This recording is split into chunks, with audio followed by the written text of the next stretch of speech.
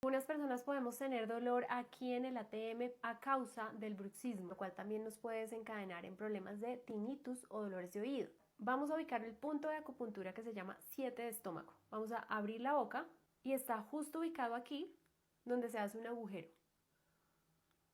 Una vez lo tengas ubicado, vas a abrir la mandíbula, vas a ubicar tu dedo ahí y vas a empezar a hacer masajes en sentido contrario al de un reloj.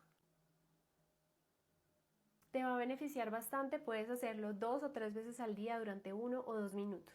Cuéntanos en los comentarios si lo haces, qué cambios has notado. Y te invitamos a ver más ejercicios que tenemos en el perfil.